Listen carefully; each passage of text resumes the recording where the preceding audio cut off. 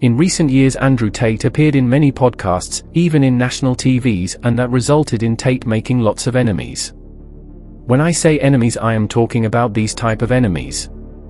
People who believe that their lives are based on voting at each election, support the bullshit and every degenerate agenda, and follow the crowd wherever the wind takes them, do all the vaccines and believe everything the government says. These type of mammals, their brains corrupted by the media, so they can't wait to attack and label every truth teller, whether they do it by ignorance from a hateful standpoint, or for chasing some clout and making money while others suffer. But you know what he has gained more than the haters?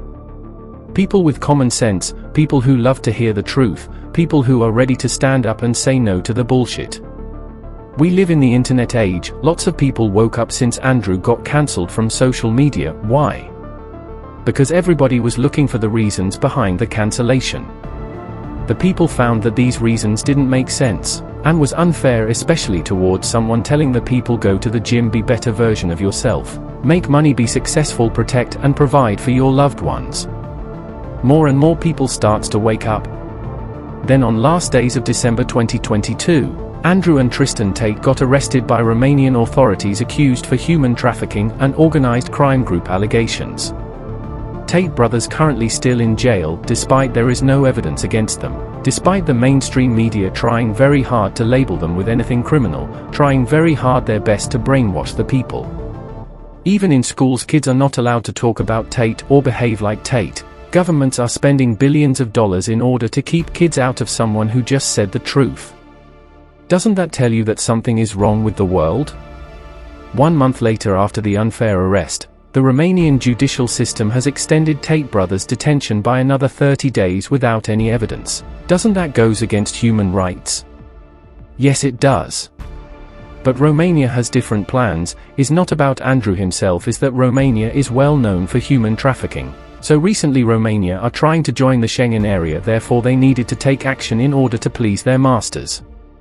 So they can have a chance of joining Schengen, or even the political party behind this wins the 2024 elections. Influencer people who's been friends or acquaintance with Tate came out and spoke and witnessed on TV, defended Tate Brothers. They have been labeled by Stockholm Syndrome. Translation: nobody should listen to them, they don't know what they're talking about. And others such as Sneeko, Aiden, Rostam Khan, Fresh and Fit and more, even others in podcast or in social media defending Tate. The list is long. These are people who are happy with themselves, happy with life, smart, successful and positive. Now more and more people are waking up further, as Tate Brothers' case doesn't make too much sense after what we all saw from the mainstream media, especially the Romanian court detained them for extra 30 days without any evidence. But I am pretty sure you have witnessed every time they try to shut Tate down, he becomes more powerful. Now in jail, Tate Brothers have a task to achieve in order to gain the last wisdom's puzzle given by God Almighty. This task consists of patience. And I am confident Tate Brothers will be released and truth always prevail. The number one thing that you can do as a man is just to get your life in order. Just be the strongest, most honorable, best version of yourself. Don't be a bad person, be a good person. Tell the truth, be honorable, protect the people that you care about. Be polite to everybody, make as much money as you can, go to the gym, get in good shape, find other guys who are on the same mission as you. That's what you need to do. And by doing that in and of itself, you're automatically going to be a beacon of resistance. Even if you don't do anything or say anything, just being a person who has his life in order, who's not struggling within his own mind, who's not depressed, who's not sad, who has other people on the same mission, same path as him, that's going to make you a beacon of resistance. Life as a man is exceptionally difficult. I say the most beautiful and the most terrifying thing about being a man is you're born without value. Society doesn't care about you. You're only going to be cared about based on how useful you are. You have the chance to build yourself up and become a superhero if you're prepared to do the hard work and be indefatigable enough to never quit. But if you're going to stand around and wait for a handout, nobody's going to ever respect you. And I think that a lot of people have forgotten about how difficult and how competitive it is as a man. We're always in constant competition with each other. And it's your duty as a man to stand up and say, I want to be as important and strong and good-hearted and God-fearing as possible. And I need to work hard to achieve those things. Great power comes great responsibility. My content existed because I tried my very hardest to be an absolute and utter realist, especially with uncomfortable truths. I was pointing out that very uncomfortable. Is that a truth? It's an uncomfortable truth in many parts of the world. It's not a truth that I'm happy about.